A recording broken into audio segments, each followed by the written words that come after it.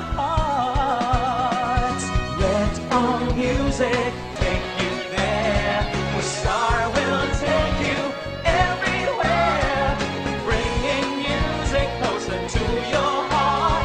Star will take you there.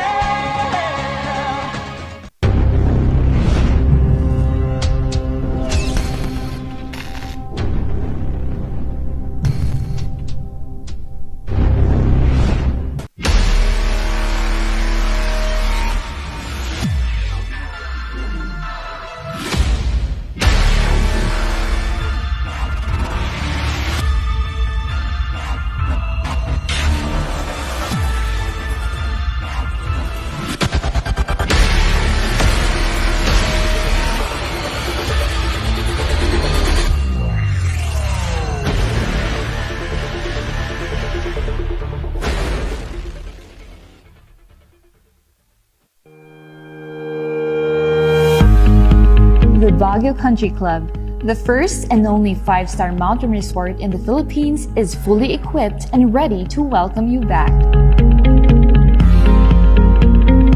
The club has thoroughly worked on adapting to the new normal. The usage of any of the facilities and amenities of the club is governed with specific rules, regulations, and procedures in accordance to the medical, physical distancing, and disinfecting protocols. And as you return back here to your second home and make new memories with us, we assure you that at the Baguio Country Club, you do not have to worry, because we can assure you that the club continuously puts great importance to the health, safety, and wellness of its members, guests, and employees. The most beautiful design you will find ever. Great furnitures and better price. Made in Korea. Art and Furnitures. Visit us at San Luis Bugo, La Union, or contact us at 0915-117-0111. Art and Furnitures.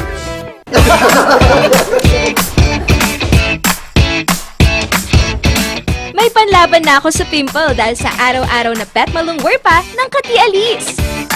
Say hi to a new confidence with Kati Alice. Hello, good morning, TJ Home Builders po. TJ Home Builders po? Yes po, sir. Sir, paano po umorder online ng mga hardware supplies? Yes po, sir. Madali lang naman pong mag-order through our Facebook page po. Punta lang po kayo sa facebook.com/tjhomebuilders at i-message nyo na lang po kami doon at meron lang pong sasagot sa inyo. So, meron po tayong indoor, outdoor, tsaka meron din po tayong for kitchen, for bathroom, at mga lightings po. Sir, ang TJ Home Builders po ay isang tindahan na nag-o-offer po ng mga finishing material. Easy to install at mas makakatipid po sila ng oras at sa pera po nila. Mas concentrated po kami sa mga modern materials. TJ Home Builders! We turn houses into homes!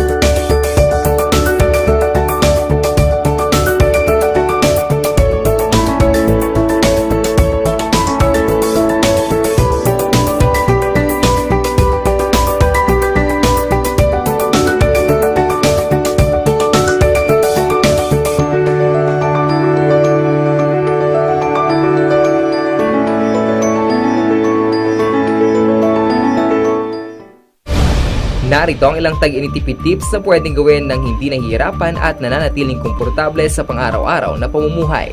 I-defrost ang ref kapag lampas na sa 1/4 pulgada ang yelo. I-check ding mabuti ang pinto ng ref para masigurong hindi tumatagas ang lamig. Bawasan din na maggamit ng maraming ilaw. Linisin at tanggalin na lang dumi at alikabok sa mga bumbilya para mas maging maliwanag ang mga ito. Magtulungan tayong lahat sa mahusay na paggamit ng kuryente upang masigurong tuloy-tuloy na maihahatid ang kuryente saan man sa bansa. Isang paalala mula sa NGCP. Paulinimen! Masakit ba ang likod, ang kasukasuan? Namimitik o masakit ang iyong kalamnan?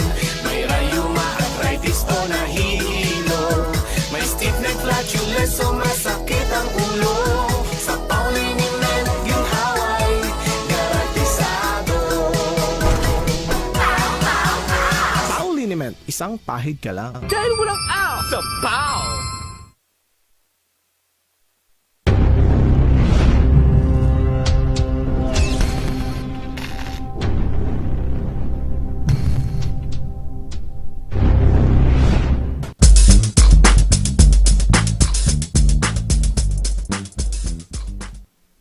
Winner Wednesday mga ka-Rangers at tuloy-tuloy na yan at marami pa tayong pag-uusapan dahil ito na ang gitna ng linggo at ibibigay namin ang mga arangkada stories at balita dito sa Cordillera Luzon, Pilipinas at buong mundo.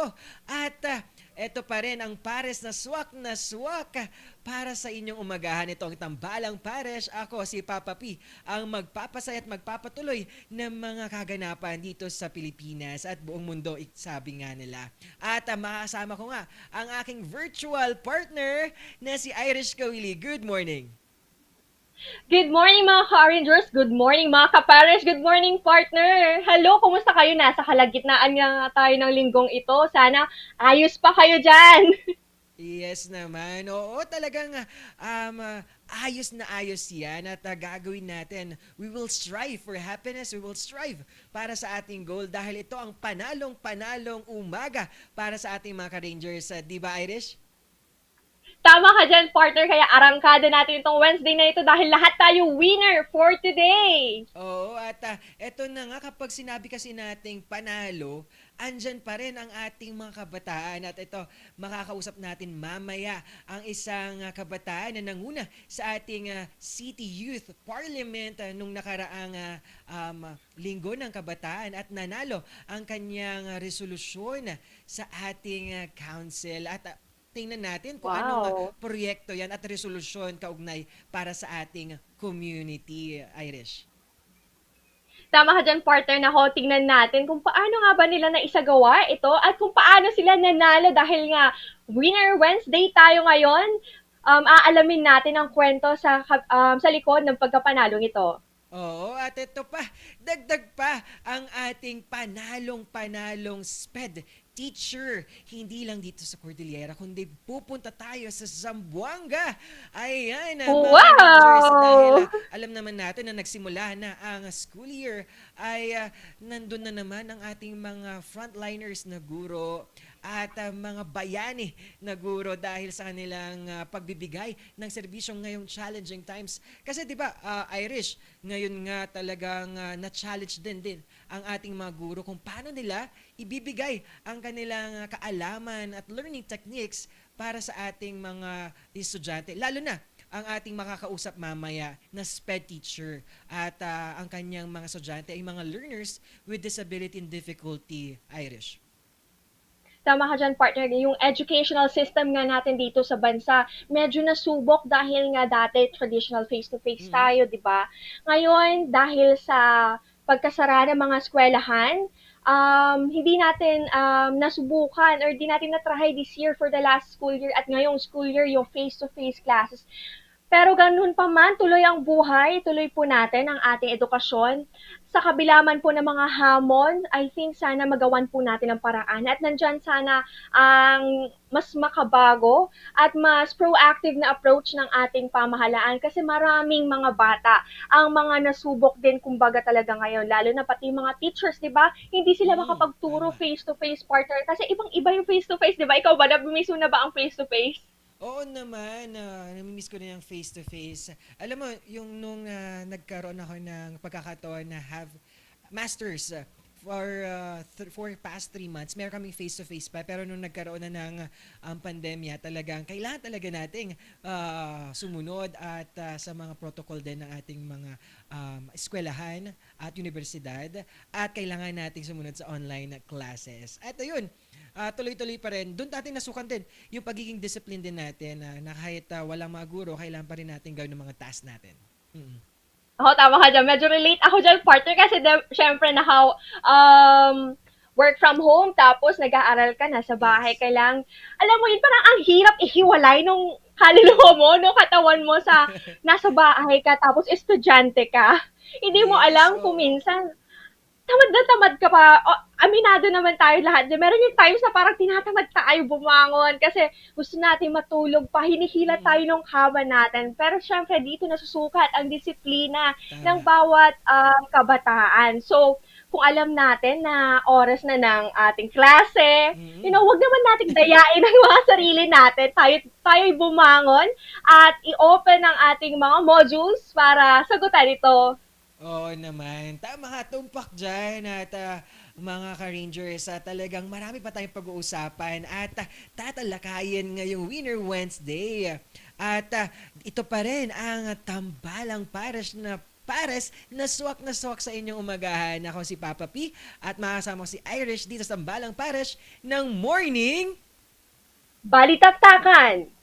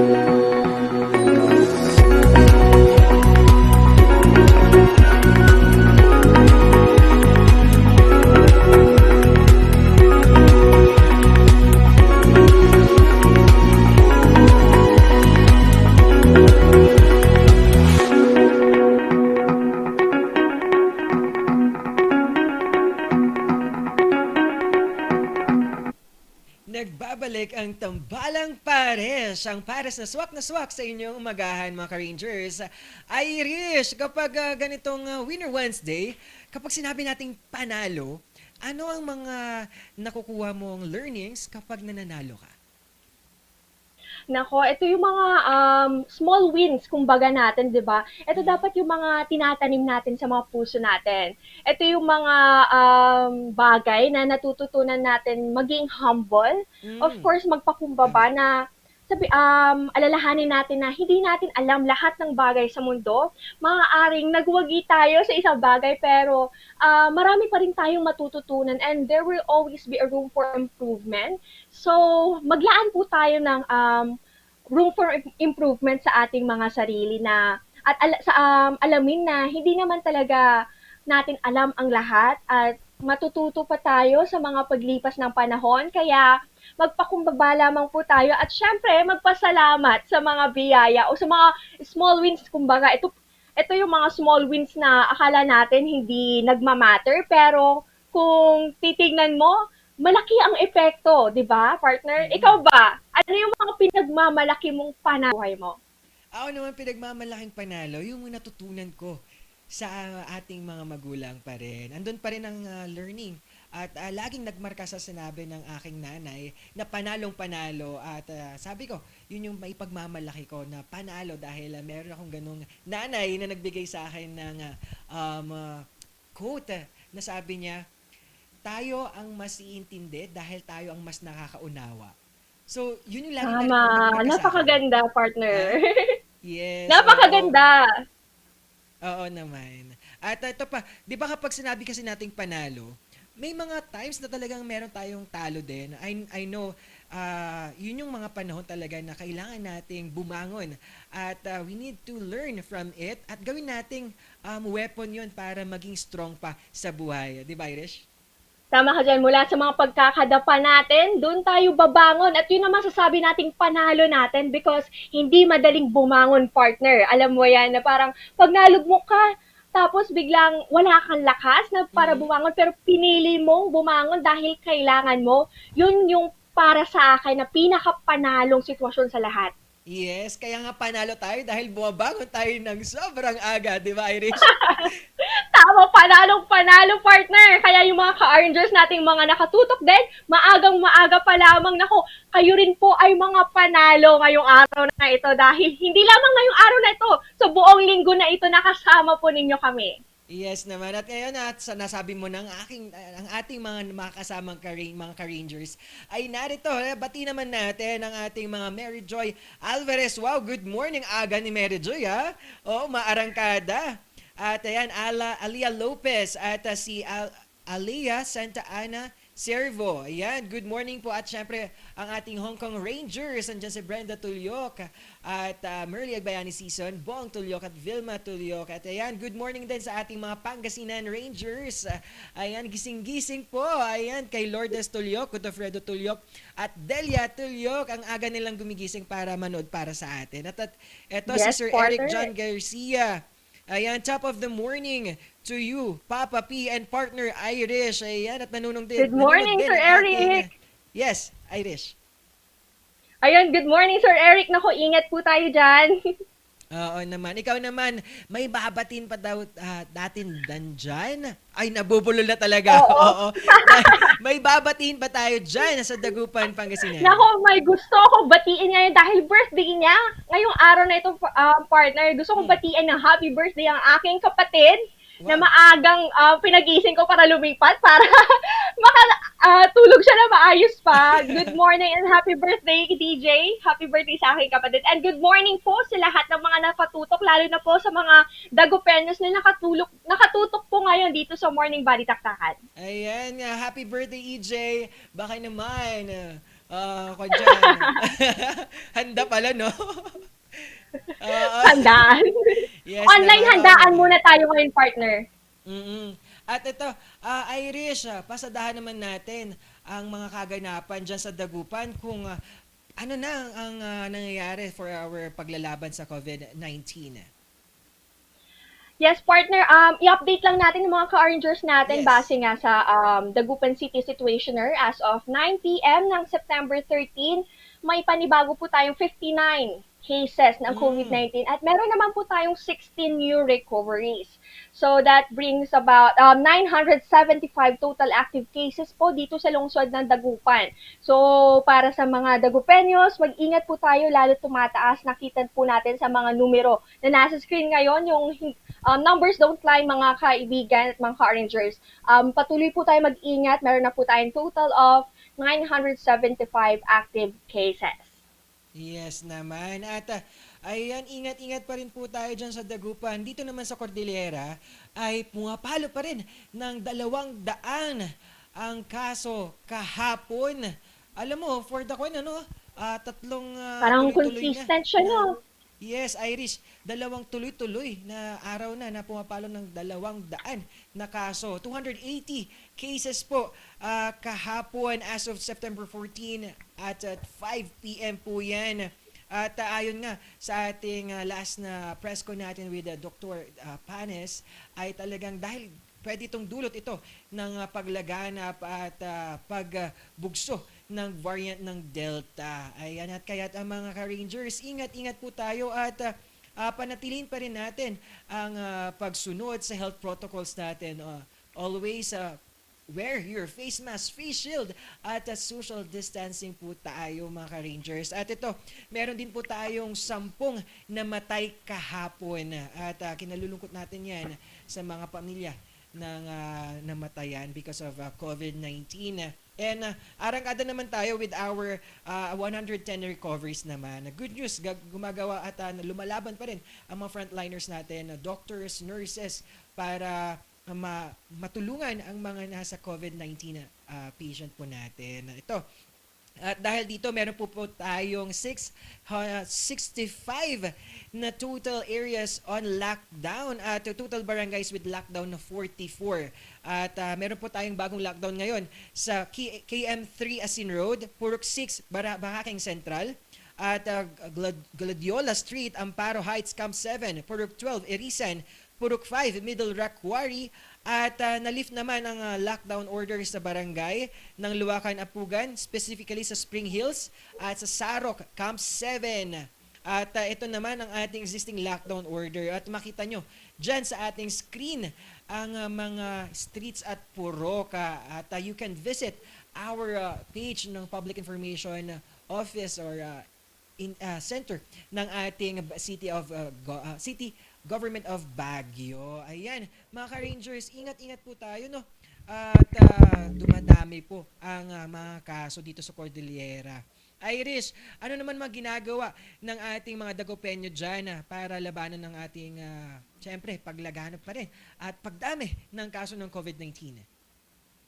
Yes, partner, wala nang mas okay pa sa pagpapanatili at pagsunod sa mga health protocols. So, tuloy-tuloy lamang sa pagsusuot ng face mask at face shield, and also disinfect often because hindi natin alam kung saan-saan na namamahay or naiiwan itong virus nito. So, every now and then, dapat naglilinis po tayo at wag po nating or iwasan po nating pumunta sa mga matataong lugar. Kung hindi naman po importante ang ating pupuntahan or paglabas, ay manatili na lamang po tayo sa mga bahay-bahay. At para naman po sa mga tao at sa mga residente natin, mga ka-Rangers, na hindi talaga maiiwasang lumabas dulot nga ng pagtatrabaho nila and sa mga kailangan na essentials. Of course, pag lalabas po tayo, doble ingat po tayo, mga ka-Rangers. Paulit-ulit po nating sinasabi ito dahil gusto po nating ligtas ang bawat isa. Yes naman. Oo. At dito nga sa Cordillera, at arangkada pa rin ang ating vaccination mga site, at dahil ito ang ating sandata at laban natin para sa pandemya at itong hinarap nating COVID-19. Irish, ngayon nga tuloy-tuloy pa rin ang ating mga vaccination site ngayon, kahapon at ngayon, Wednesday, September 14, 15, 2021, at nag-start na po ang pila 8 a.m. to 2 p.m. Kaya for sure, lagi kong sinasabi, hahaba pila yan. At always wear your face mask, face shield at social distancing. At pasadahan naman natin sa SLU Gym naman. At narito ang ating mga kailangan ay A4 at A5 frontliner personnel. Essential sectors naman po ito, at pwede nyo i-secure po ang inyong stop sa barangay. At A5, indigent population, secure your stop also sa inyong barangay. And always bring yung mga proof para masabi na nasa A5 ka, tulad ng ating 4-piece ID, Certificate of Identity at Vaccination QR Code po. At ito ay for the health districts of Aurora Hill, Carino Hill, Pinsao, Lukban, Campo Filipino. At ngayong araw naman, ang mga nakakuha ng AstraZeneca noong July 21, ngayon po ang inyong schedule sa SLU Gym. At ito, pasadahan natin dyan, Iris, ang UB Gym naman. Yes, sa UB Gym naman po, mga ka-Rangers, ito po ay first dose with stub, 500 doses po ito to be distributed at UB para po ulit to sa mga A4 frontline personnel in essential sectors po natin, mga nagtatrabaho at naninirahan po sa Baguio, at sa mga A5 indigent population po natin. Katulad po ng dati, magdala lamang po tayo ng pagkakakilanlan po natin, ang ID, ang company ID and vaccination QR code para sa mga A4, at yung 4-piece ID or Certificate of Indigency naman po at vaccination QR code para sa mga A5 or indigent population. Sila po yung mga magmumula sa Pakdal, Atok Trail, Engineers Hill, Mines View, Luwakan at Scout Barrio. Para naman po sa second dose with stub po to be distributed at UB pa rin. Ito po ay para sa mga nakakuha ng AstraZeneca first dose noong July 16 and 21. Ngayong araw po ang inyong second dose schedule, September 15. Yes naman.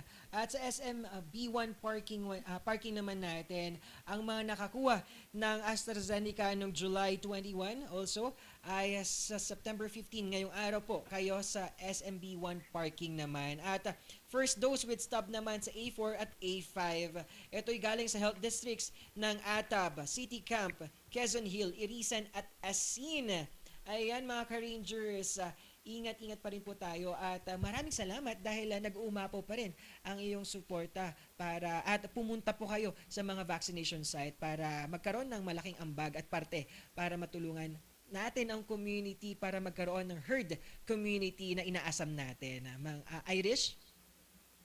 Yes, sama ka dyan. Napaka-importante. Ito yung target natin ngayon, yung herd immunity na tinatawag natin because hindi tayo makakabalik talaga ng fully mula sa mga normal lives natin kung hindi po na tayo magpapabakuna. So, para sa mga nag-aalangan pa rin po na magpabakuna, alamin lamang po natin yung mga tama and factual information para po ma-at ease naman po tayo. At syempre, sa mga nakapagpabakuna na po ng mga car-rangers natin, naku, wag po tayong magpakampante dahil meron pa rin po tayong chance para mahawa or makahawa.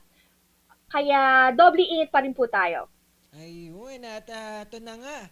Bigyan naman natin ng good news ang ating mga ka-Rangers dahil ngayong baranggayan, makakasama naman natin ang mga aspiring na lawmakers, resolution makers, ordinance makers na ating makakausap ngayon. At ito, last linggo ng kabataan ay nagkaroon po tayo ng youth parliament dito sa ating syudad ng Baguio.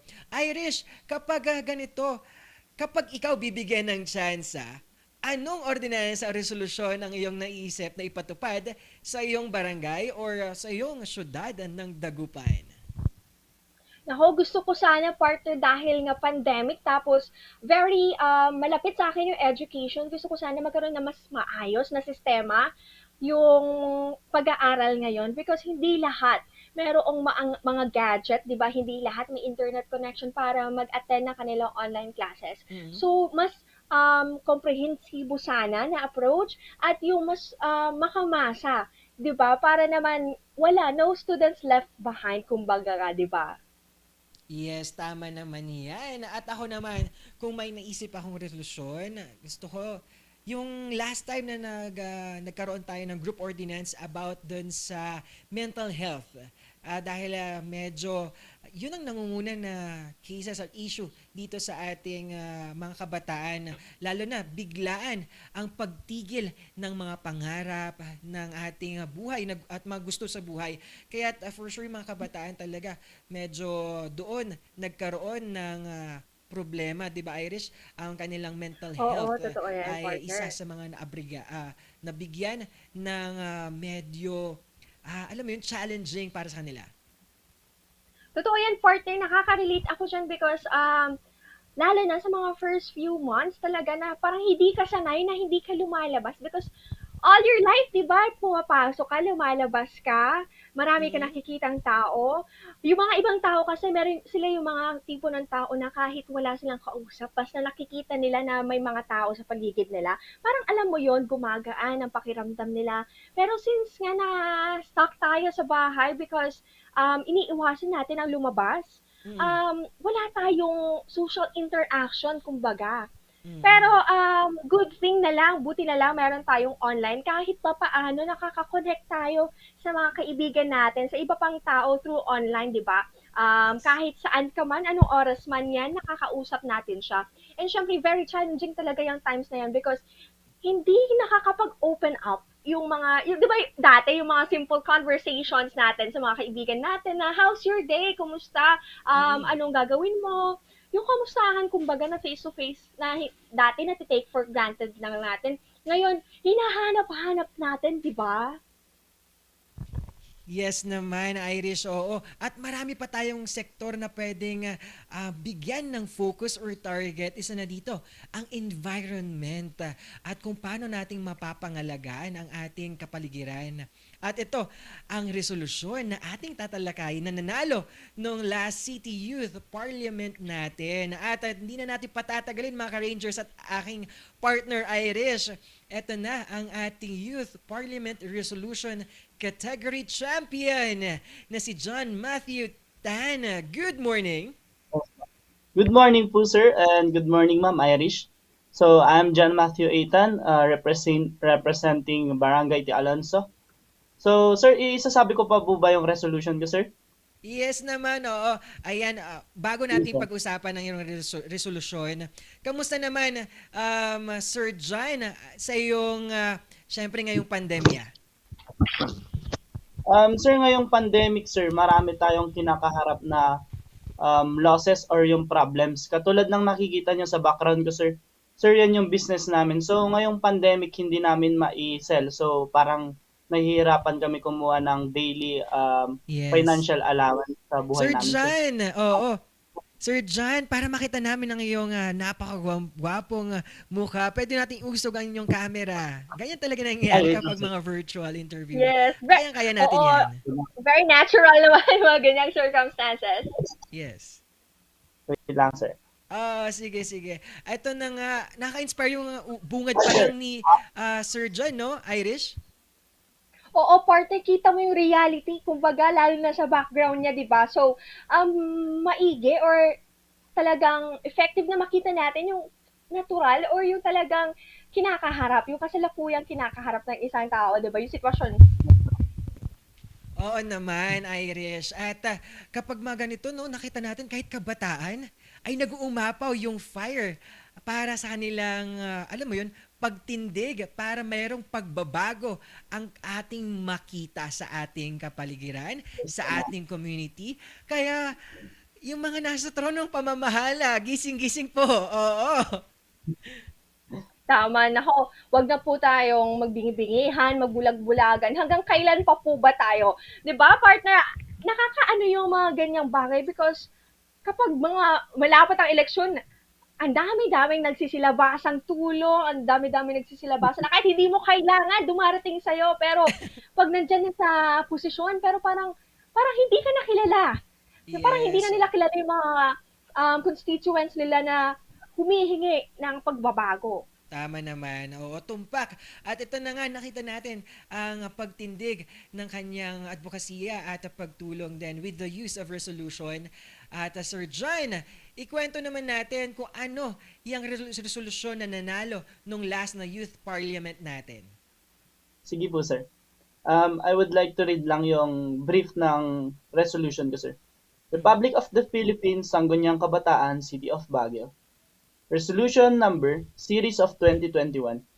A resolution requesting the Task Force on Ordinance number 35, Series of 2017, or also known as Plastic and Styrofoam Free Baguio City Ordinance to revisit and to strengthen its strict implementation and compliance of the business establishment, sir. Yun po yung brief ng resolution ko, sir. At Sir John, kapag itong resolution, ano yung focus niya at yung target niya na matutulungan?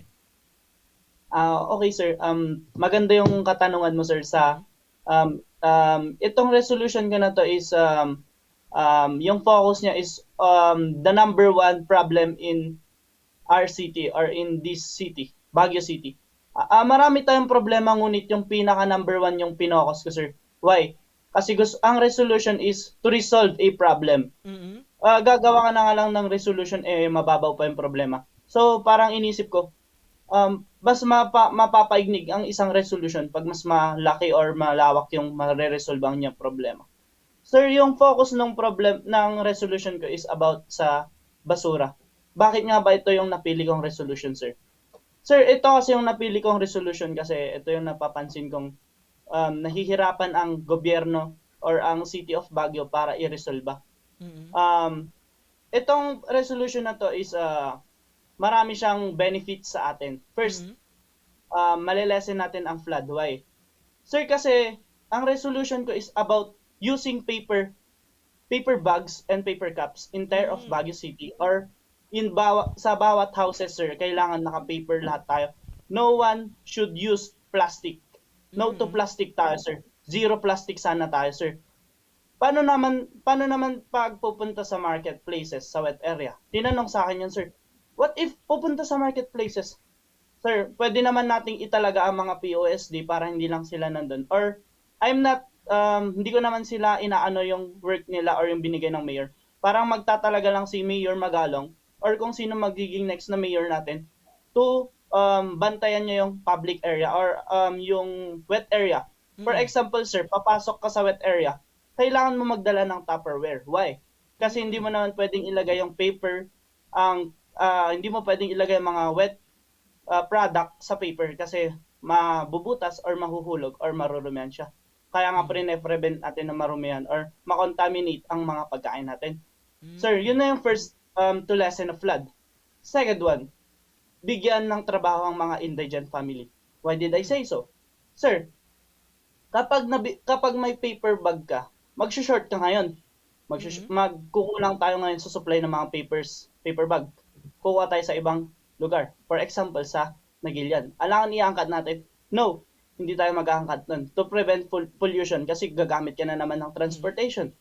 Ang gagawin natin is gagawa tayo ng isang, or magre-rent for example, sa per barangay. Pwede tayong magturo doon kung paano ma-recycle ang mga newspaper.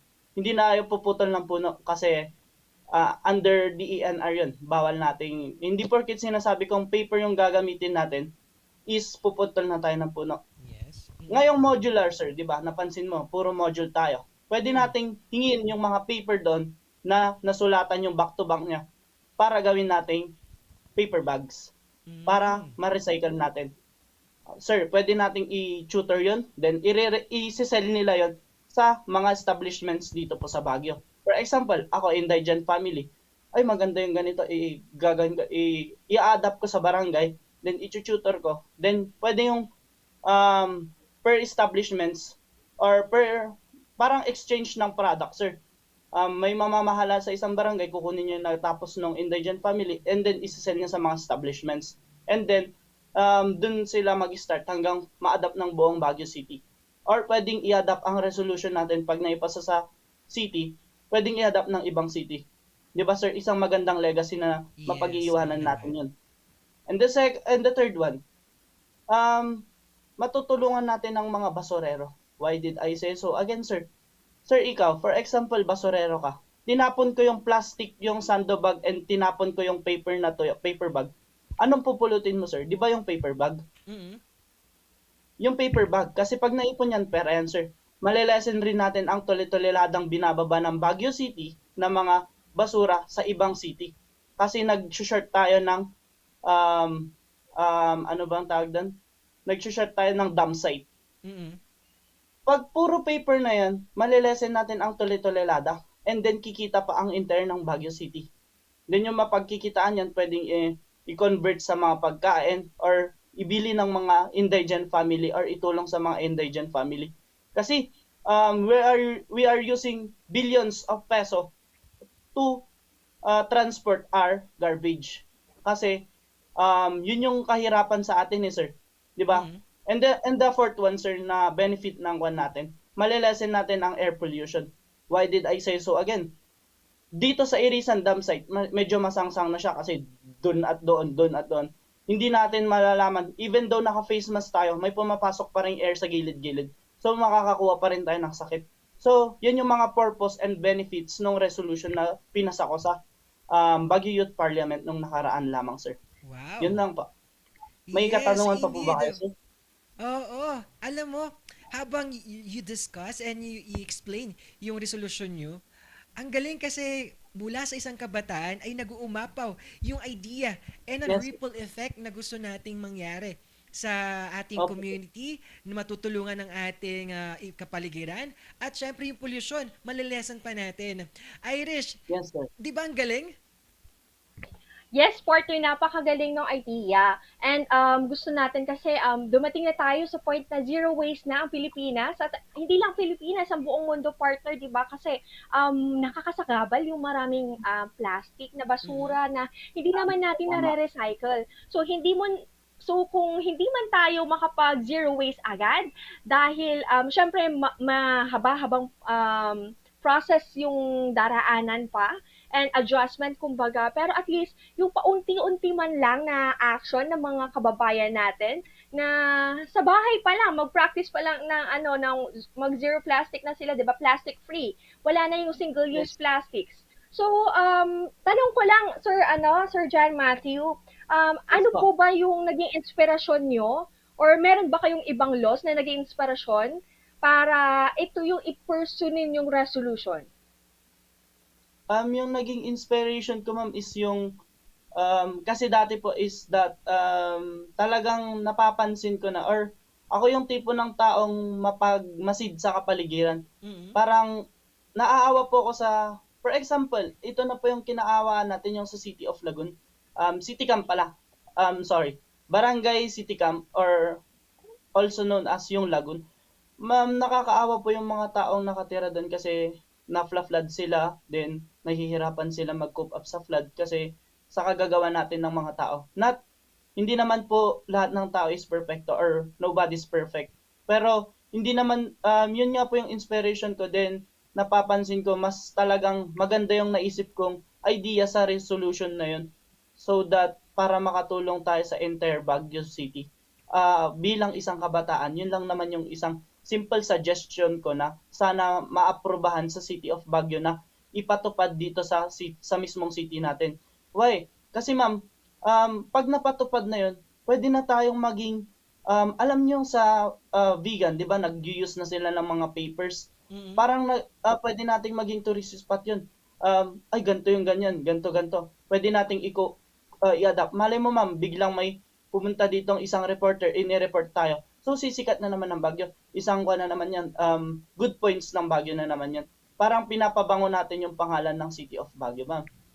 And then, may gusto lang po akong sabihin, isang kataga na patama sa lahat. Hindi sa kabataan, hindi sa mga magulang, sa lahat.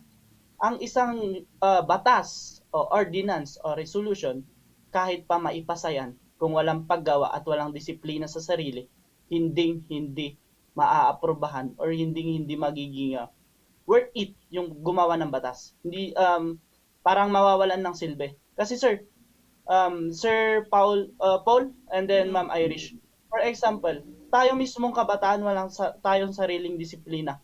And then, paano na yung susunod na mga na nakakakita sa atin?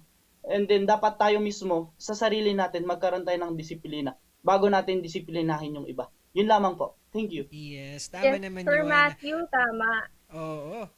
Irish, tama yun na. Dapat pa rin natin kahit may mga ganitong mga batas, kahit libo-libong naaprubahan ng batas, kung walang pangil na kakagat at magpapatibay dito sa mga batas na to, tulad ng mga kabataan, ng mga taong dapat sumunod, ay wala rin magkakaroon ng walang saysay ang mga batas na ito. At Tama ka dyan, kung partner. ang mga nasa taas naman din ay wala ding pagsunod din sa mga ganito, paano natin sila magkakaroon ng kakayahan na magaya sila, 'di ba, Irish?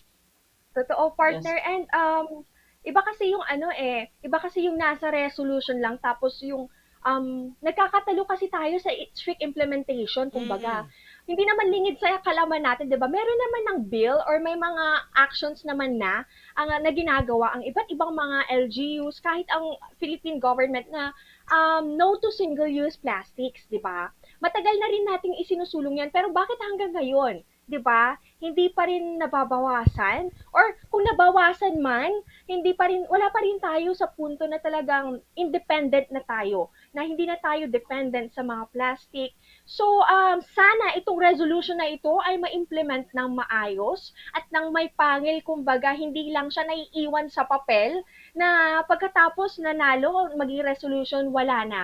Siguro, Sir Matthew, ano kaya yung sa tingin nyo magiging strict implementation or mga ways para ma-ensure na sinusunod itong resolution na ito? For me is marami tayo dapat isipin. Yun na nga yung sariling discipline sa sarili. Kasi ma'am, even though kahit may politiko tayo or yung mga kagawads din, SK, and then even though may POSD tayo, kung wala tayong disiplina, syempre ma'am, mahihirapan sila. Mahirapan sila magpatupad ng batas na to. What if mas ipa-easy natin or padaliin natin or simple instruction we should follow. Yun na lang naman, di ba ma'am? Pag sinusunod mo yung instruction sa loob ng bahay, mapaloob ng bahay, mapalabas ng bahay, mapa sa ibang bahay, then magiging productive yung time mo and magiging magandang tao or model ka sa mga kabataan na katulad ko or sa ibang mga kabataang susunod pang henerasyon. Yun nga po, yun lang naman yung mga strict implementation din. Wala talagang silbi yung resolution ko kung hindi natin susundin or kung mismo yung gobyerno ng Baguio City or kung mismong nakakataas hindi nila kayang sundin ang sarili nila, ang mga batas na ginagawa nila or yung mga ipapasa nilang batas, walang mangyayari sa atin. Even though kahit sunod tayo ng sunod, kung sila mismo yung nagdi-disobey, wala tayong magagawa, ma'am. Yun lamang po. Thank you. Wow, talagang at the end of the day, it's all about joining forces ng ating mga community, ng ating gobyerno, ng ating mga sektor na pwedeng tumulong. It's all about pagtutulungan yan para ma-accomplish at magkaroon ng successful na implementation ng isang resolusyon or batas. Sir John, meron po ba tayong gustong pasalamatan at sa inyong mga inspirasyon, mga nag-motivate sa'yo at mga tumulong sa'yo, at meron pa tayong mga gustong i-promote pa? Sige ba. Unang-una sa lahat, nagpapasalamat ako sa ating mahal na Panginoon na si Jesucristo na nagbigay ng pananaw, nilinis ng aking kaisipan during, before, and after nung parliament na yon. Binigyan niya tayo ng lakas, binasbasan niya yung kinain natin, ginawa niya ng sandata upang masagot natin ang lahat ng katanungan doon sa Baguio Youth Parliament. And pangalawa, kung gustong pasalamatan ay ang aking ama, na challenge niya ako. Hindi niya ako tinulungan gumawa ng resolution. Wala siyang tinulong miski anuman nung start nung paggawa ng resolution na yun. Then, gusto ko rin pasalamatan ang aming SK na siya yung nag-pursue sa akin na sumali sa Baguio Youth Parliament. Actually, Sir Paul and Ma'am Irish, first time kong sumali ng Baguio Youth Parliament and yet nag-champion po tayo. Wow. And then, yung SK nga namin, and then our punong barangay, Arnold P. Alimbuyaw, and then the Kagawads and the Tanods na nagtutulong-tulong upang gumanda ang ating barangay T. Alonso. Pwede po kayong mag-visit doon and always welcome po kayo doon. Pwede po tayong magkape doon. And then, next naman pong papasalamatan ko is yung talagang tumulong sa akin na mag-translate ng English, mag-correct ng grammars, and then magbigay ng simple ideas is the Sangguniang Kabataan Chair ng Gibraltar.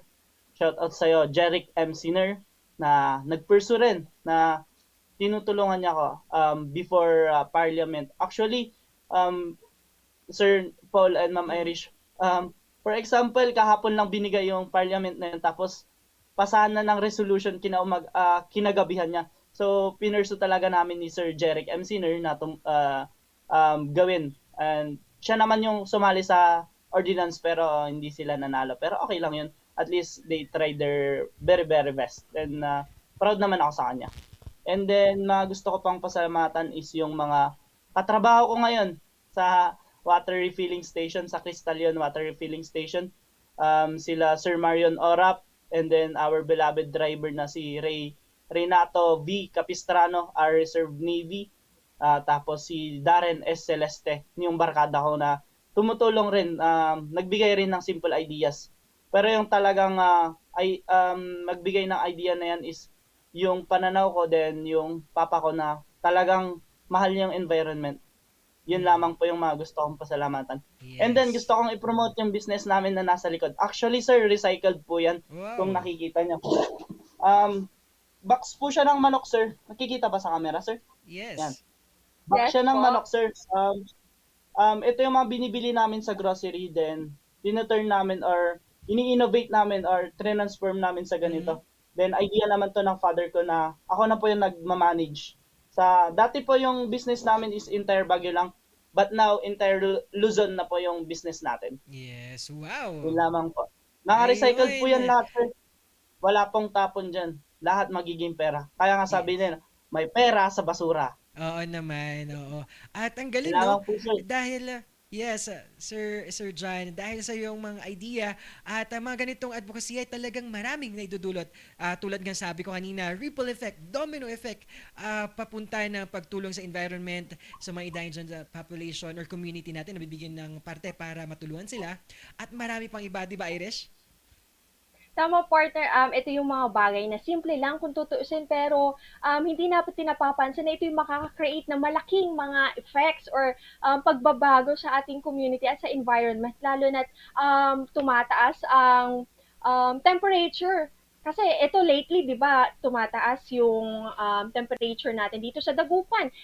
Dito natin na ito yung pinakamataas na temperature sa buong Pilipinas. Ito na yung mga kumbaga, effect ng mga tapon ng basura, hindi natin pag-aalaga ng tama sa environment. So sana hanggat may oras pa, habulin po natin na maalagaan ang nag-iisa po nating Mother Earth.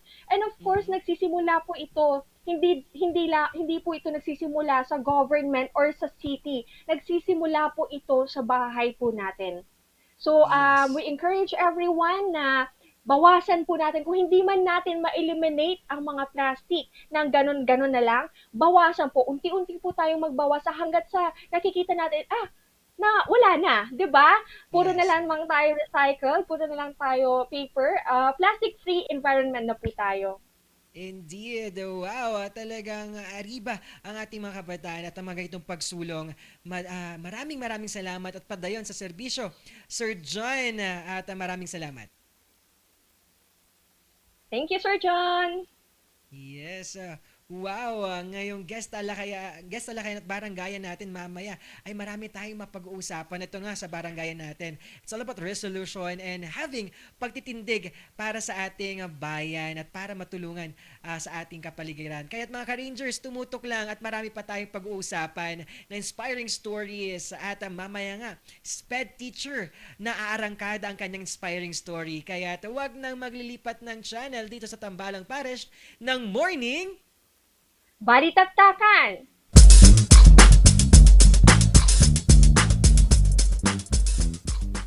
Hear the music of the heart. Let our music take you there, where Star will take you everywhere, bringing music closer to your heart. Star will take you there.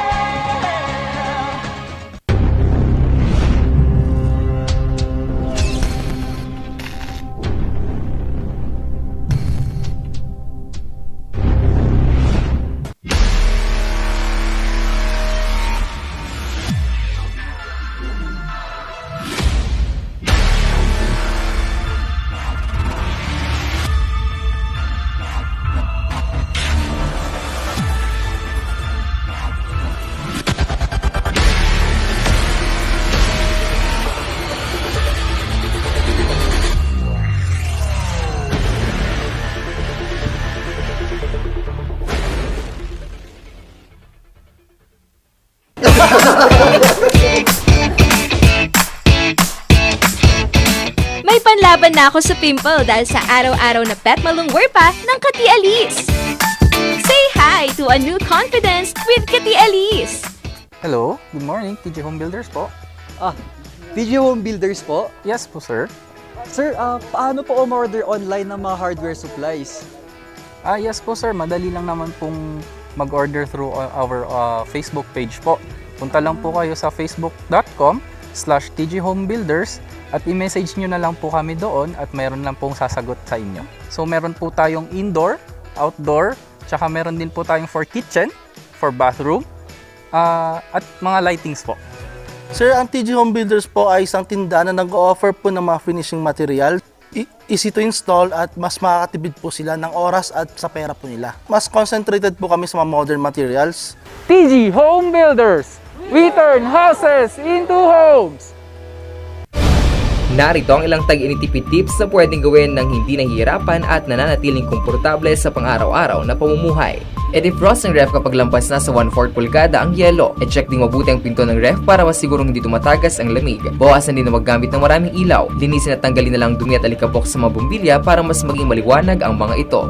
Magtulungan tayong lahat sa mahusay na paggamit ng kuryente upang masigurong tuloy-tuloy na maihahatid ang kuryente saan man sa bansa. Isang paalala mula sa NGCP.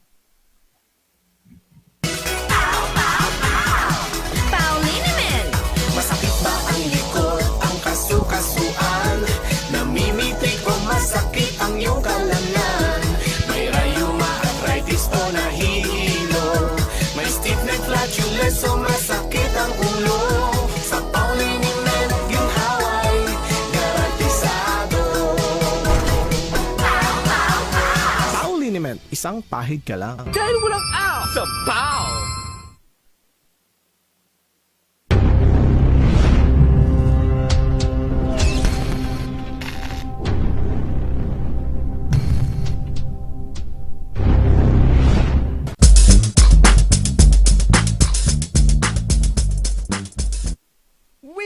Winner Wednesday talaga ngayon dahil kanina nga baranggayan natin ay nag-umapaw ang kanyang pagtindig para matulungan ang ating kapaligiran sa pamamagitan ng resolusyon. At di ba Irish, marami tayong nakitang fire or passion sa kanyang advokasya. Yes, ito yung nakikita natin sa mga kabataan natin na talagang nakakatuwa because talagang very passionate sila sa ginagawa nila. Kitang-kita mo sa burning passion ng mga salita at ng mga action nila, di ba? So, sana suportahan po natin ang bawat isa na merong good cause, di ba? Ito yung mga bagay na dapat pinagkakaisahan natin. Yes, oo naman.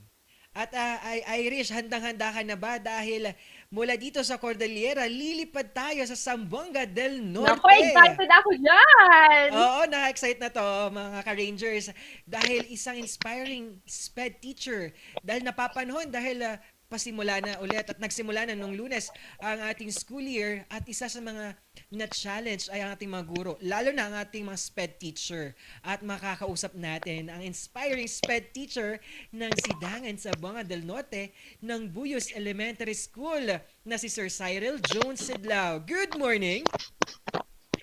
Good morning sa inyong lahat dyan at sa lahat ng nanonood. Good morning, Sir Cyril! Hello!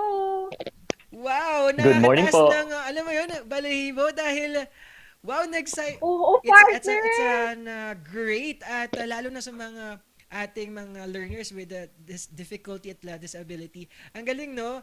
Nakita natin yung passionate talaga ni Sir Cyril.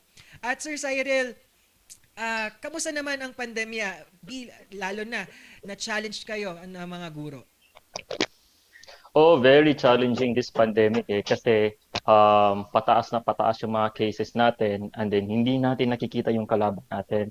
So as a teacher mismo, we make sure that we do have a better protocol para sa mga learners namin, especially sa mga parents namin na pinupuntahan namin minsan or minsan sila yung kumukuha sa kanilang modules. So medyo challenging talaga yung pandemic namin, yung pandemic dito. Pero we always look for the brighter side naman. Talaga. Oo naman. At kitang-kita natin yan yung fire. At yung ngiti pa lang at yung aura at vibes ni Sir Cyril. Ano po mga ginawa nating pandemic way para mapuntahan at mabigyan ng learning ang ating mga learners with difficulty and disability? Alright. Yung make sure namin na pinupuntahan namin yung mga places. Siyempre, wala ka munang mga symptoms. Chine-check talaga yung mga teachers namin na kami mismo wala kaming mga symptoms. At the same time, nagdadala rin kami ng alcohol at minsan nag-gloves talaga kami. And then wearing face mask, tapos hinahanap namin yung mga modules namin doon sa mga parents. And minsan naman sila yung kumukuha dito sa school. So may mga social distancing talaga kami mga ginagawa para naman at least follow talaga namin yung mga health protocol namin dito sa amin. Yes.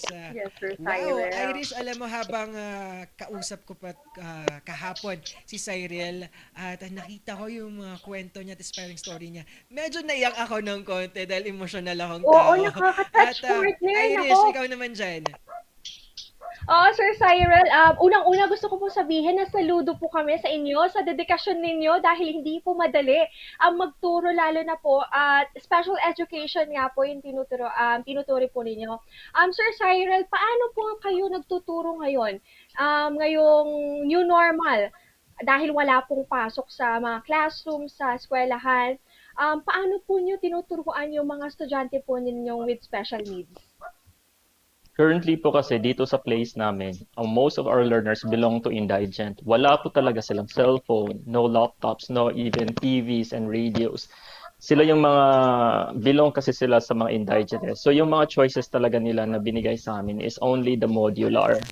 Yung modular namin is bali may mga printed materials na binibigay namin sa kanila. And then yung parents naman, nag-orient kami kung paano nila tuturuan, especially with the activities na piniprinted namin. Although it is really quite challenging talaga kasi from last 2 years that was a face-to-face na medyo harap-harapan namin silang tinuturo and then hand-to-hand and by face-to-face namin silang tinuturo. But this time kasi printed materials lang yung binibigay namin sa kanila. So we will do orientation mismo sa mga parents na ganito yung pagturo natin sa kanila, and then ito yung mga activities natin sa kanila, and then dapat tuloy-tuloy sa kanila yung kanilang mga printed materials at saka lesson. Kasi those are children na madali silang nakakalimot when it comes about lessons. So, follow-up lang talaga yung ginagawa namin, and at the same time, coordination with the parents. And we also follow healthy protocols. Yes naman. Yes, sir. Sir Cyril, kapag follow mga ganitong way natin, may malaking parte ang mga magulang, ika nga nila sa mga ganitong modulars. Paano niyo naman binibigyan ng mga way at learning techniques ang ating mga magulang para sila naman ang kapag wala ka, sila ang nandoon para magturo? Alright, isa lang yung sinasabi ko sa kanila, always have a longer or bigger patience. Yun lang talaga yung importante. Kasi alam mo naman yung lesson namin, pabalik-balik naman sa mga learners natin kasi madali talaga silang nakakalimot. So I've been telling ng parents na always have a patience and teach with a heart mismo para at least makuha nila talaga yung lesson. Speaking of, Yes, nabanggit Sir mo nga, Cyril. yung Sir Cyril, yung puso, yung passion.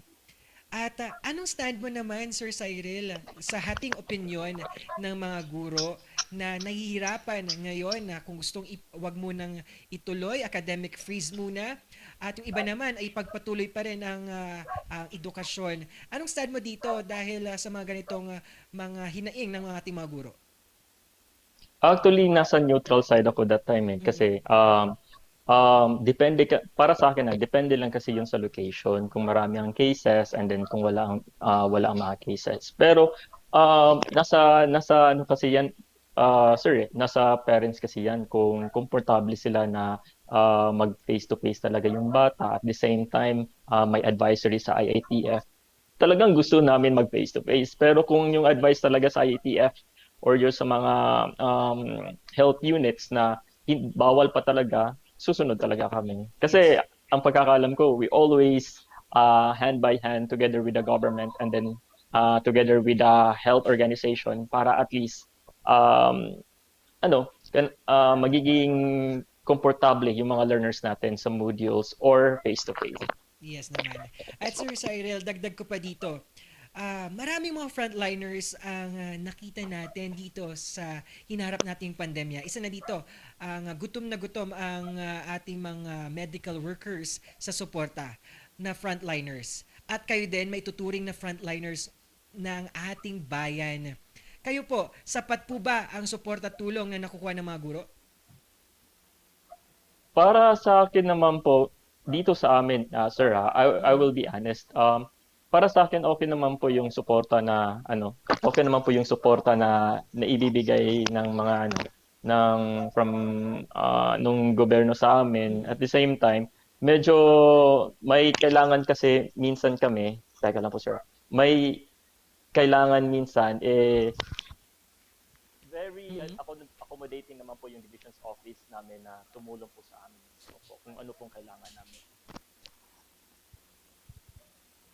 I see, sir. It's nice to know na very accommodating po ang schools division office ninyo. Sir, para naman po dun sa mga nagtataka or mga curious po, ano po ba yung iba't ibang klase ng estudyante meron po kayo ngayon? Yung mga tinuturuan nyo, ano po ba yung mga special needs nila? And ilan po sila? Paano po ninyo yung mga magulang, alam po ba nila mag-sign language? Or kung paano po nila tinuturo yung mga nasa module? Opo. Currently, I'm handling learners with difficulties in remembering and concentrating. May apat po ako na learners na ganun po sila. Madali silang nakakalimot when it comes about learnings, and then hindi sila madali nakaka-concentrate.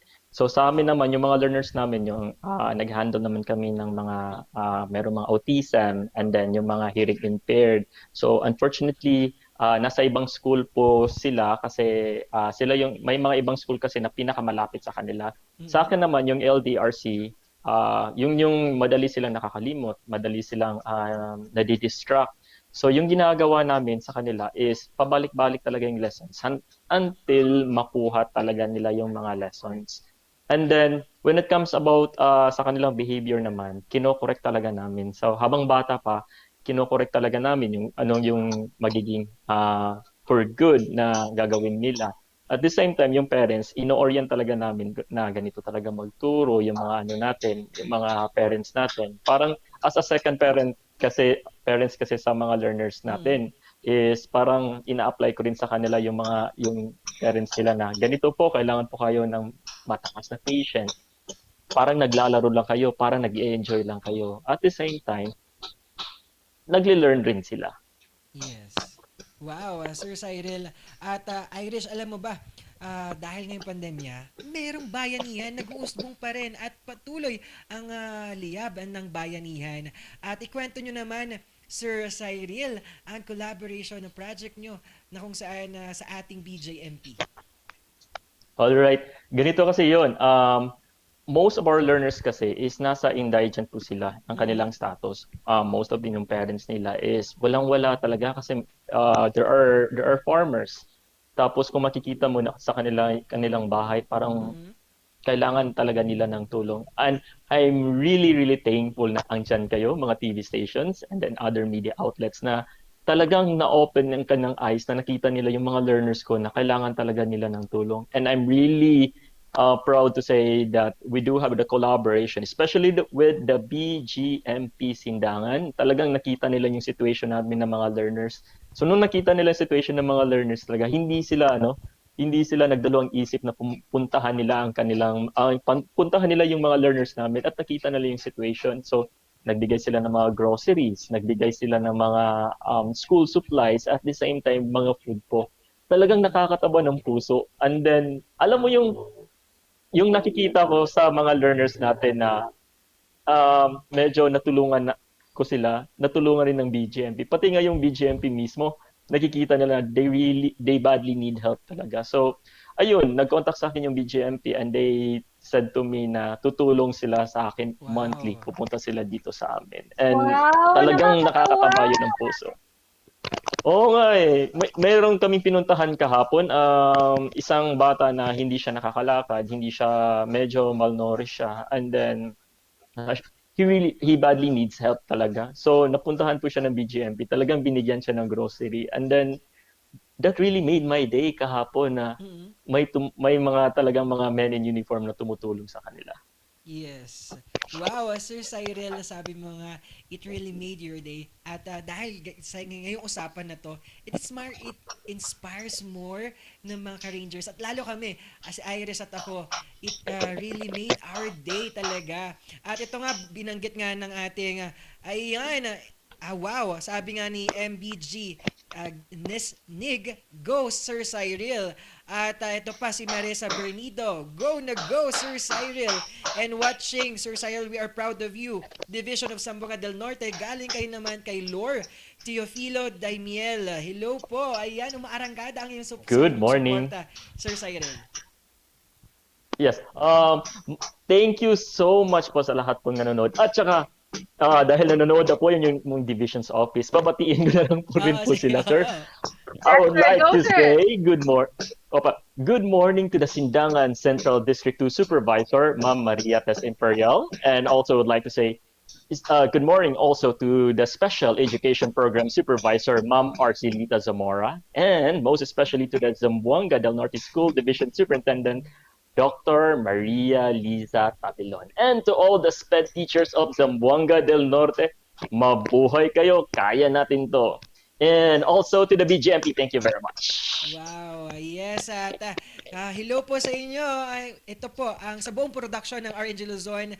Maraming salamat dahil sa mga ganitong ginagawa ninyo at with Sir Cyril. At Irish, nakaka-excite yung mga ganitong mga advocacy, no? At iba yung fire na nakikita natin. Nako, mabuhay po kayo Sir Cyril and yung buong division office po ninyo dyan sa Zamboanga.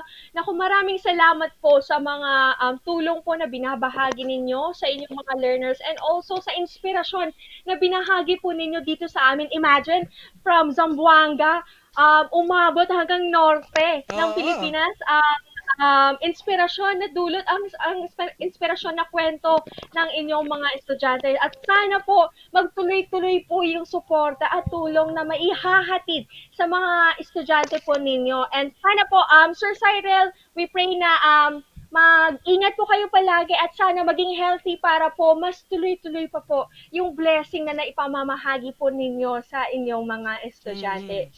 Yes, at Irish, tama po yan, alam mo ba? Irish. Oo. Dagdag pa natin ang isang viral na kwento ni Sir Cyril din dahil nag-viral ang kanyang post dahil sa kanyang transformation classroom niya. Ikwento naman natin yan. Napansin ko yan, partner. Oo. Oo, kasi during the pandemic kasi, medyo binigyan nila na ako ng classroom that time. Wala pang available na classroom dito and then medyo kailangan ng kaliitan na classroom. So yung naibigay nila na classroom mismo as of now, yung storage room muna habang naghihintay na bagong classroom. Syempre hindi ako makapaghintay ng bagong classroom And then yung classroom kailangan kasi maliit lang. So what I do is kailangan ko talaga mag-makeover siya, especially yung mga learners ko na madali silang nadidistract. So nag-isip ako, nag-YouTube ako, tinitingnan ko yung mga DIY na pwedeng mailagay sa classroom mismo. At good thing naman is meron kasi ako na-receive from the stakeholders na money sa fundraising mismo. At the same time, nangako kasi ako na pag nagkaka-income na ako sa YouTube channel ko, ilalaan ko talaga doon sa classroom. So, yung nag-income na ako doon sa classroom mismo, sa YouTube channel ko, talagang ginastusan ko dito yung sa classroom. Nag-DIY ako dito sa classroom ko. So, ayun, nakita naman yung result. Every Saturday and Sunday, after 2 months, natapos naman siya. And good thing na nag-viral siya. Kasi ang daming nag-message sa akin. It is not just only about inspiration, but also it's also an eye-opener also na meron mga SPED teachers na nag-cater ng mga children with special needs. So ang daming nag-message sa akin na, Sir, I do have children na ganito, tapos ganito, saan ba namin siya pwede papaaralin? So talagang nagme-message ako, nagre-reply ako sa kanila kung anong dapat gawin at saan talaga pupunta. So, it is not just only an inspiration, but also an eye-opener also sa mga parents natin na learn to accept your learners at andito lang kami mga Yes. Oo naman. At yung mga ganito, ito yung gusto nating mahawa. 'Di ba, Irish? Ito yung mga bagay na gusto nating mahawa, yung kindness. Oo, papahawa ako diyan. Papasakop ako sa mga ganyan. Dahil sa mga ganito inspiring stories, may malaking bagay ay may bibigay natin sa ating community. Ikaw naman, Irish, anong insights mo at sa mga nakuha nating storya at mga ginawa ni Sir Cyril?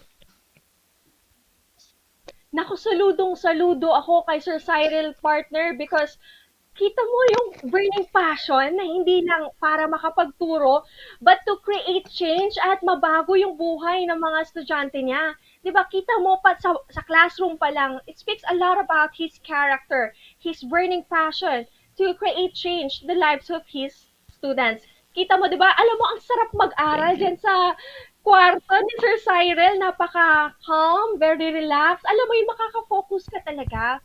So, I cannot wait na maging okay na sana lahat para ma-experience ng mga estudyante yung pumasok at mag-aral sa silid-aralan 'di ba, para makapag-focus talaga sila lalo na sa mga very very challenging yung mga tinuturuan ni Sir Cyril. Hindi kung yung magturo pa nga lang ng mga normal batch, 'di ba, regular students, very challenging na how much more yung sacrifices ng mga SPED teachers natin na hindi man alam ng iba pero ginagawa nila yung best nila at they go beyond their 'di ba, call. Hindi na kung tutuusin ang mga teachers naman hanggang turo, gabay sa mga estudyante, hindi naman na nila kailangan kung tutuusin ng mga maggastos pa sa mga classroom or what, yung mga personal money, pero ginagawa nila. It's Yes, just a proof na burning passion ang meron sila. And yung pure na pagmamahal, yung pure na puso para sa mga estudyante. Kaya Sir Cyril, nako, thumbs up po kami dito sa Norte para sa inyo dyan. Yes naman. Thank you po so much, ma'am. Oo. Sir Cyril, may gusto po ba tayong pasalamatan at mga i-promote pa po ng mga advocacy nyo or mga ganap ninyo sa buhay? All right. First of all, please subscribe to my YouTube channel. Ito ipopromote ko lang kasi subscribe na ako kasi yung magiging income ko dyan is mapupunta dito sa SPED Fund namin. So, hindi lang kayo nag-enjoy sa video, at the same time, nakakatulong rin kayo sa SPED Fund mismo dito sa amin. Yung YouTube ko po, is type nyo lang Cyril Jones. Yung lang po, makikita nyo sa screen, Cyril Jones. And then, please hit the button subscribe. At the same time mismo, I'm reminding everyone, to all the teachers out there, Happy National Teachers Month po sa inyong lahat dyan. Kaya natin to, always look to the brighter side and be a good influencer always to our learners and to the parents and to the community. And also sa lahat ng mga, I'm going to relay also this message also. We all not perfect. We are unique and we are all different.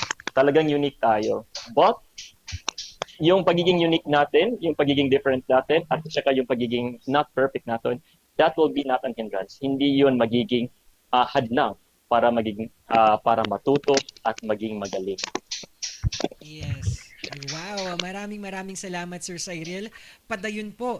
Lagi kong sinasabi yung padayon dahil ito yung salita na para sa atin na tuloy-tuloy pa rin natin ipaglaban at ibigay ang ating kakayahan sa mga goal natin sa buhay. Maraming salamat Sir Cyril. Maraming salamat po.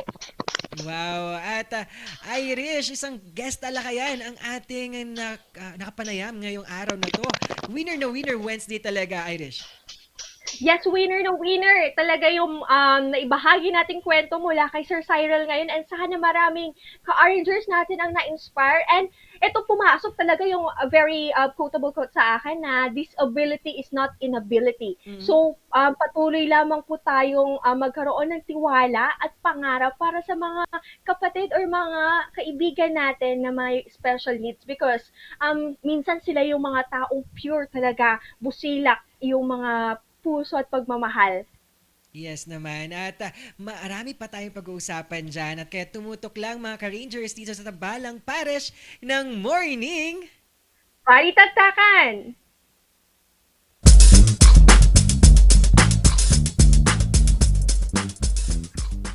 Hear the music of the heart. Let our music take you there. Where Star will take you everywhere. Bringing music closer to your heart. Where Star will take you there.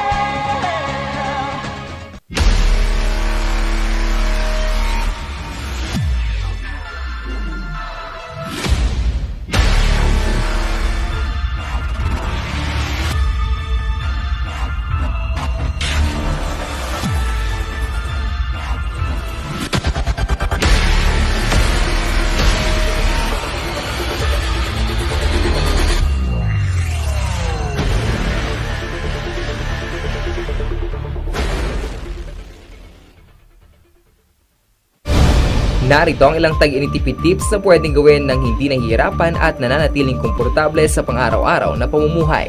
I-defrost ang ref kapag lampas na sa 1/4 pulgada ang yelo. I-check din mabuti ang pinto ng ref para masigurong hindi tumatagas ang lamig. Bawasan din na maggamit ng maraming ilaw. Linisin at tanggalin na lang dumi at alikabok sa mga bumbilya para mas maging maliwanag ang mga ito. Magtulungan tayong lahat sa mahusay na paggamit ng kuryente upang masigurong tuloy-tuloy na maihahatid ang kuryente saan man sa bansa. Isang paalala mula sa NGCP.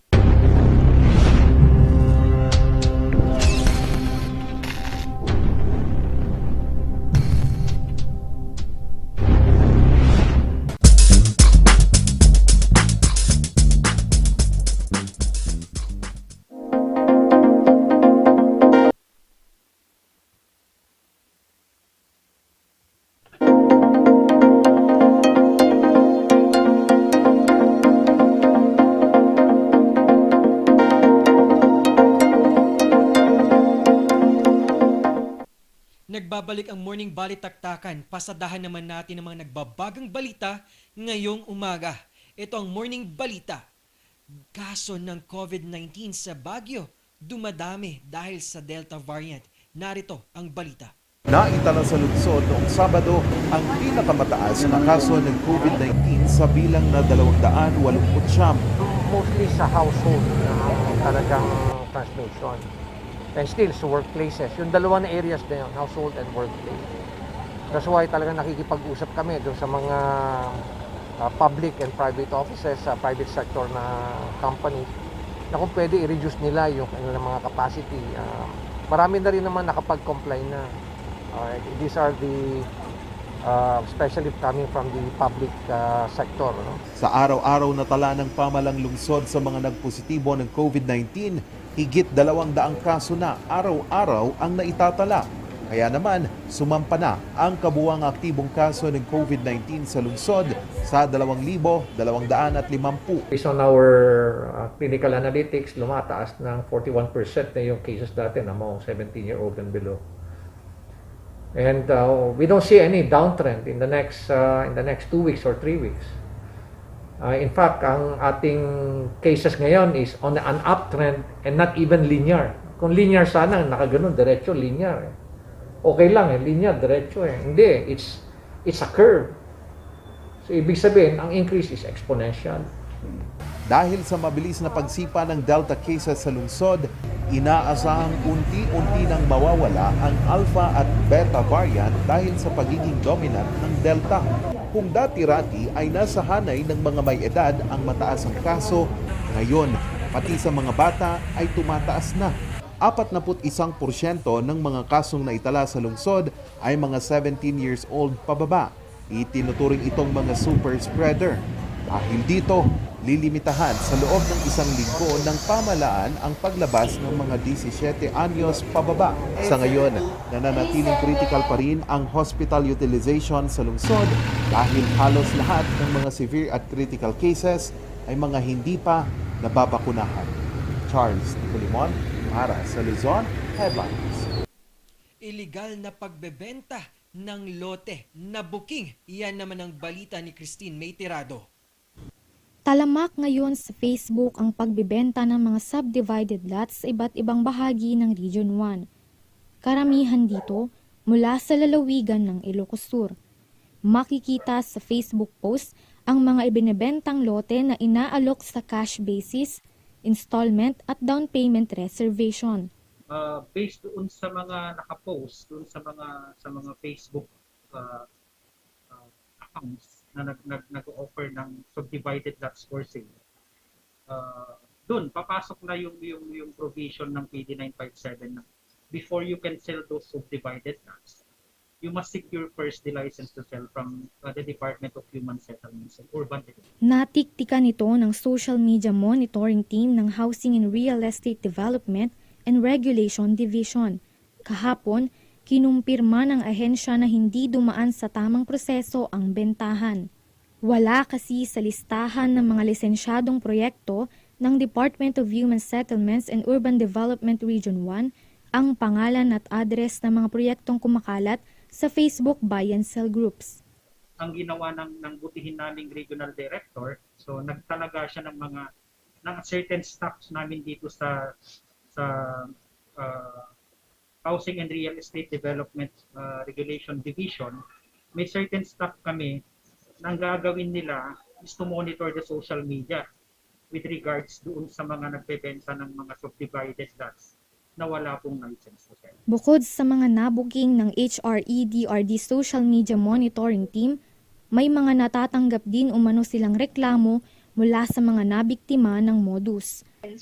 So far, ma'am, may mga nagpa-file naman po ng mga complaints. So, yung mga ganon, so meron naman po kaming process po doon. So, dinidinig po namin yon. Pero po, pag nag-full-blown case na po kasi siya, we endorse it to the Human Settlements Adjudication Commission or yung HSAC na tinatawag. So, sila na po yung mag-handle ng kaso. Nabigyan na ng HRE-DRD ng notice of violation ang mga iligal na nagbibenta ng lupa. Nakikipagtulungan na rin ng DHSUD sa iba't ibang ahensya gaya ng Land Registration Authority, Pag-ibig at mga local government units upang pansamantalang ipagpaliban ang aplikasyon ng mga proyekto mula sa mga iligal na nagbibenta ng lupa. Ngayon, meron din po kaming nilagay doon sa post namin na link. Nasa Google Drive po namin. Pag i-click po nyo yung link na yon, makikita po nyo doon kung ilan yung mga projects po na na-issuean lang po namin ng license to sell. So kung ano lang po yung mga nandoon na project. Claire Mundares para sa Luzon Headlines. Face-to-face class sa syudad ng Baguio di pa rin papayagan. Narito ang detalye ng balitang ito. Sa pagbubukas ng school year 2021-2022 sa Manuel L. Quezon Elementary School, tila balik eskwela din ang mga magulang. Isa sa mga nakibahagi sa isinagawang limited face-to-face orientation si Aling Melanie. Isa kasi ang kanyang anak sa mga magbabalik eskwela. Actually, na-explain na po namin nung kinder pa lang sila. Siyempre, naranasan na rin nila yun na mag-isa lang silang nag-aaral. Mga pinsan lang nila yung kasama nila. So, hindi na rin sila nahihirapan na intindihin yun. Kasi nung kinder, ganun na rin sila. Kahit sa modular learning, kumpiyansa siya na ipagpatuloy ang pag-aaral ng kanyang anak. Pero, tutol siyang ilipat pa sa susunod na buwan ang pagbubukas ng klase sa lungsod. Para sa akin po, hindi na po. Kasi andito na po nag-start na po Kaya there's no need to delay po. Kaya kung modular din naman po yung klase ng pag-aaral ngayon. So no need to delay na po. Ayon kay Mayor Benjamin Magalong, pinapahintulutan niyang magsimula na ang pasukan sa modular learning maliban sa face-to-face class. Dahil pa rin ito sa nangyayaring surge ng COVID-19 cases sa lungsod. Sa akin, as the local chief executive of the city of Baguio, I would like to appeal to DepEd to please reconsider yung decision to open in your class yung face-to-face class. Because right now, talagang mataas yung cases natin dito sa siyudad ng Baguio. And even sa modular learning, hindi naman. Basta wala lang face-to-face. Wala lang face-to-face. Muna. Ayon sa DepEd Baguio, nakabukas naman ang kanilang tanggapan para sa anumang pagbabago na gagawin ng pamalang lungsod kaugnay sa pagbubukas ng face-to-face class. Of course, we respect the LGU, the IETF. Whatever the LGU will say, then we will present it to the higher offices, to the regional office, to the DepEd central office, and the other concerned authorities. If it will be approved really that we will hold in abeyance the practices, the learning practices due to the surge in COVID, then we have to abide with the recommendation of our LGU and the experts. Kahit nasa modular learning ang mga estudyante, tuloy-tuloy pa rin ang pagtanggap ng mga paaralan ng enrollee. Sa huling datos ng DepEd Baguio, aabot sa 73,132 ang total enrollees ngayong school year 2021-2022. Mababa ito kung ikukumpara sa 76,000 na enrollees noong school year 2020-2021. Sa Manuel L. Quezon Elementary School, malapit nang maabot ang total enrollment. Sa ngayon, I would say mataas because last year we had 760. We had 760 at the end of the school year last year. Last school year, not last year, but last school year. Dito ngayon na first days, mayroon na kaming, I would say, 650. Yeah. Okay. Sa assessment ng DepEd Baguio, inaasahan pang tataas ang enrollment sa lungsod dahil hanggang September 30 pa naman ang deadline. Gaano man daw karami ang mga estudyante na responsibilidad ng mga guro, hindi naman bumaba ang moral ng mga ito para magturo. Our teachers are still zealous. You can still see in them high spirits. They are not really demoralized. They have still the passion to teach, notwithstanding the situations. Sa ngayon, tinututukan ng DepEd ang reproduction ng mga modules para sa mga bata. Katunayan, sinimulan ng i-print at ipamahagi ang mga ito para sa pagsisimula ng school year 2021-2022. Charles Nicolimon para sa Luzon Headlines. New normal graduation na isa katuparan sa tulong ng isang robot. Alamin ang detalye sa balitang ito.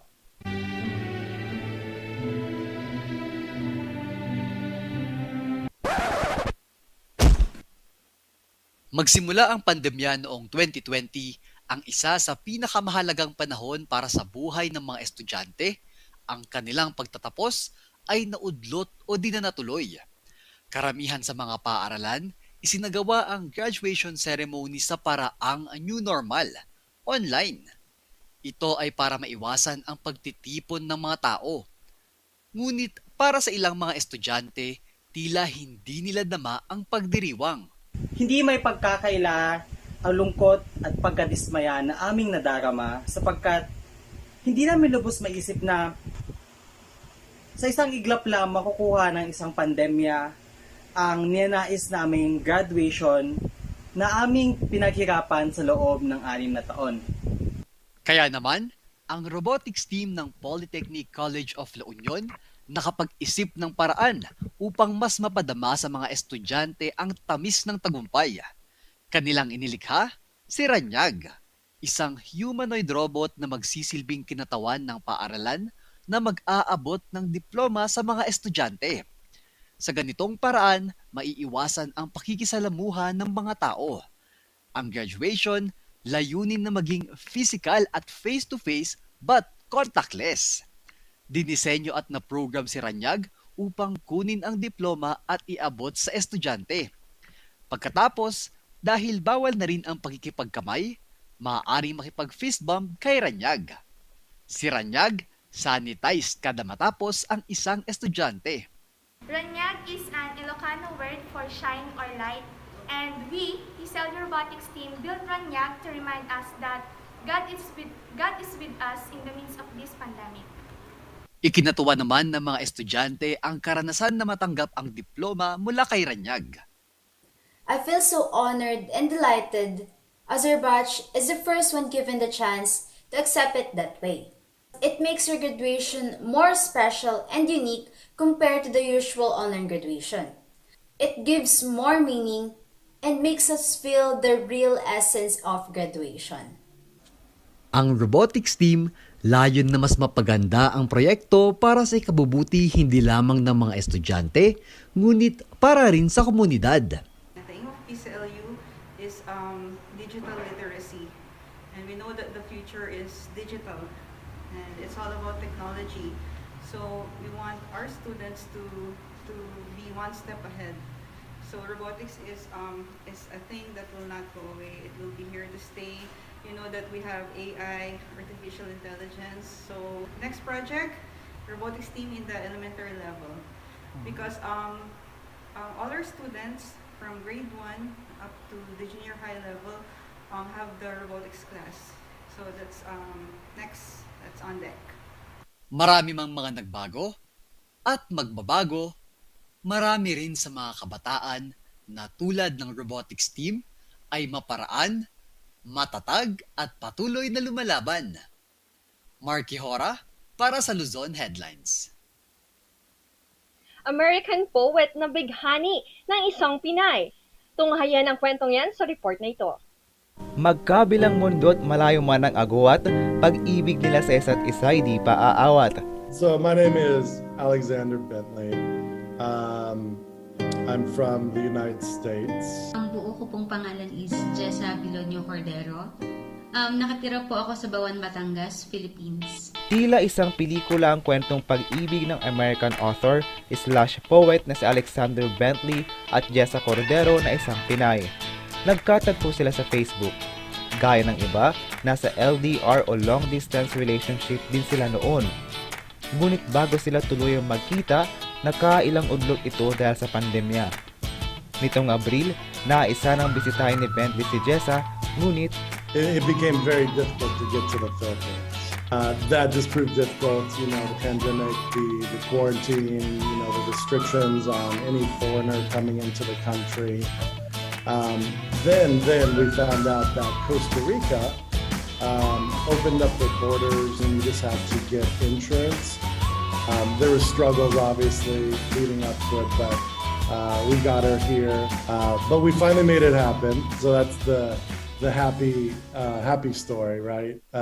Nang dumating si Jessa sa Costa Rica Airport, hinarang siya ng Ministry Immigration upang isalang sa mga tanong patungkol sa kung bakit siya naroon. Pagkatapos ng mahabang interogasyon, inihatid si Jessa patungo sa lugar kung saan naghihintay si Bentley. At nang makita ni Bentley si Jessa, hindi na niya alintana ang mga opisyal na may baril o kahit sino man. Ang mahalaga, mahawakan, mayakap, at mahagkan lang ang kanyang minamahal na kay tagal niyang hinintay. She called me night because I loved the darkness. And I nicknamed her Luna because she reflected the sun. Ito ang isa sa matatalinhagang salita na armas ng Don Romantikong Makata upang masungkit ang matamis na oo ni Jessa. We are very witness to the ceremony just performed. It is my privilege and the power invested by me and allows us Costa Rica that I pronounce your husband and my next. Oh, baby. Get it. Oh. Sa katunayan, nakapag-publish na si Bentley ng 5 libro at 2 rito ay patungkol sa relasyon nila. Ikinasalang magkasintahan noong July 22 ngayong taon sa San Manuel Antonio Beach sa Costa Rica at ngayon masayang nagsasama. Sa darating na September 21, nakatakda silang bumalik sa Pilipinas. Kung ilalarawan ng author si Jessa sa isang salita, The first answer that came to my mind, but I don't think I want to necessarily go with that because that's more like surface level. The Ganda, right? Maybe let's go with Ganda, but it's the whole package, right? John Rentabor para sa Luzon, Headlines. Para sa mga karagdagang balita, bisitahin ang aming website na rngluzon.com at tumutok sa Luzon Headlines. Ito si Paul Baldoza. At ako naman po si Irish Kawili. At ito ang Morning Balita. Kaya't mga ka-Rangers, tumutok lang sa mga iba't ibang kaganapan dito sa Cordillera, Luzon at Pilipinas at buong mundo. At kita-kits po tayo bukas mga ka-Rangers. Ito ang Morning Balitaktakan.